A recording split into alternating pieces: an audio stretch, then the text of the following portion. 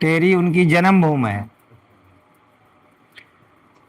और 3 वर्ष के जब हुए हैं तो वहां के बुजुर्ग लोग इन्हें महापुरुष कहने लगे थे। आप समझ गए। और 9वीं वर्ष में ज्ञान गुरु से प्राप्त किया है। और 18 वर्ष की आयु में संस्कार भेष हो गया, सन्यासी हो गए। और तब तक इतनी तपस्या कर ली है, इतनी कर ली है कि उन्हें कुछ जानने की बाकी नहीं थी।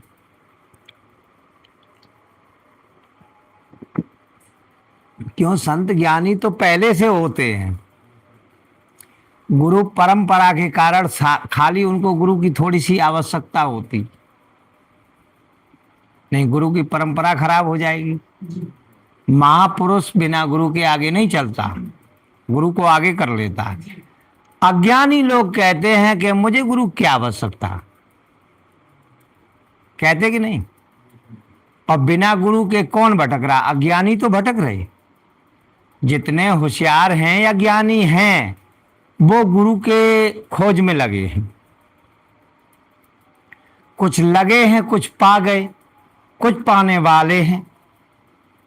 लेकिन अज्ञानी ना पाए और ना पाएंगे और ना पा सकते हैं, तो वो अज्ञान है। तो अज्ञान ज्ञान ऐसे नहीं आ जाता, ये एक जन्म में नहीं आ जाता कि लोग भक्ति की तरफ चल दें। आप विचार करिए कि ये माया मोह का ऐसा जाल है कि जिसे छोड़कर साधारण नहीं कोई निकल पाता है।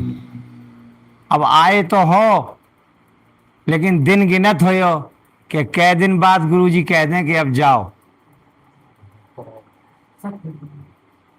या गुरु से अब आज्ञा मांग ली जाए चलने के लिए, क्योंकि बहुत कुछ काम पड़ा है। समझिए।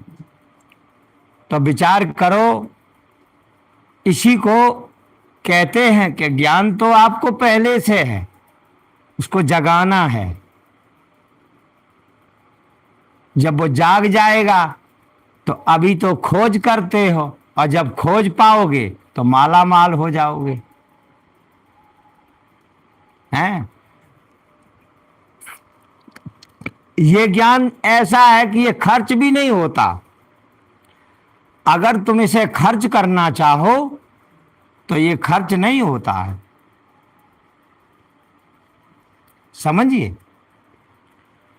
पाप पुण्य तुम्हारा खर्च हो जाएगा, क्योंकि जब पाप पुण्य कमाया है और उसको भोगेंगे तो वो कम होगा, होगा ना। लेकिन ज्ञान नहीं कम होगा। बांटो ना, कितना बांटोगे?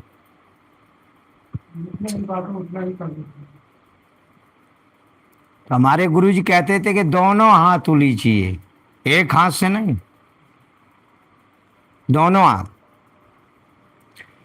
पहले जब बुजुर्ग लोग गल्ला अनाज जब तैयार करते थे और उसको माड़ कूट के बढ़िया रास बना के ढेर लगाते थे, फिर वहाँ जब वो पूजन करते थे फिर बच्चे पहुँच जाते थे ना उस रास के पास, पहुँच जाते थे।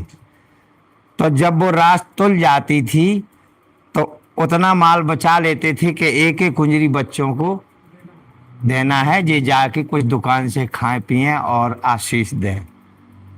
परमात्मा ने खूब दिया। आज के कल आज दिन कोई देत है?